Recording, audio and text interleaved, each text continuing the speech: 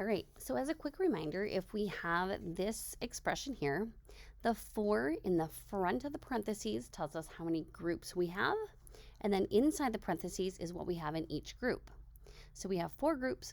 Each group has 2 pouches of gold and 3 loose coins. So we could take that 4 in front and distribute it, which means to share it, and we're going to multiply it by each term inside the parentheses. So 4 times 2p is 8p, and 4 times 3 is 12. Now we're going to throw in some negatives. So this one means we still have 4 groups, but we have 2 pouches, 2 pouches, and then we have 3 cracked coins. So the 3 is negative, so we have 3 negative things. So 4 times 2 would be 8p, so we have our 8 pouches, and then we're going to do 4 times negative 3, which is negative 12. And again, we don't combine those 2 parts of our answer because those are not like terms. The 8 is with a variable, and then the negative 12 is the constant number, so we cannot combine them together. All right, so this one, the 4 is negative. So if we say the opposite of 4, it's negative 4. So negative and opposite mean the same thing.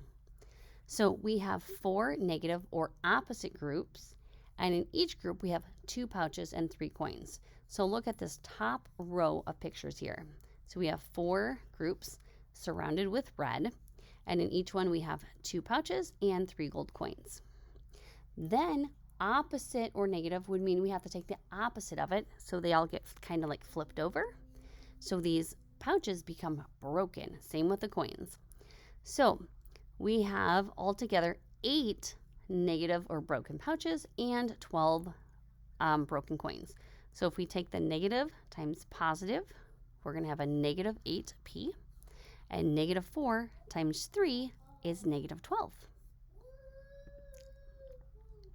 All right, so for this one, we still have a negative 4 out in front. This time we have 2 pouches and 3 cracked coins to begin with. But we can't have negative groups, and negative also means opposite, so we're going to take the opposite of everything. So now we have positive groups. Each of the regular pouches became broken, and then the cracked coins are now fixed. All right, so from the math perspective, if we took the negative 4 times the 2, we'd get negative 8. And we can go back and count those pouches, 2, 4, 6, 8. And then negative 4 times negative 3 would be positive 12, because a negative times a negative is a positive. And then I'm going to attach a link to notes, so these examples are on here. But here is a few more examples. And then just a reminder, so this last number here, think of it as a negative 5 or a positive 5, not necessarily a plus or a minus. So let's just look at this third one here. If you're thinking of it as a plus 5, negative 2 times 5 would be negative 10, but you don't want to accidentally do plus negative 10. That really confuses brains, computers. You don't want to have a plus and a minus next to each other. So you only want to have one operation symbol between your 2 terms.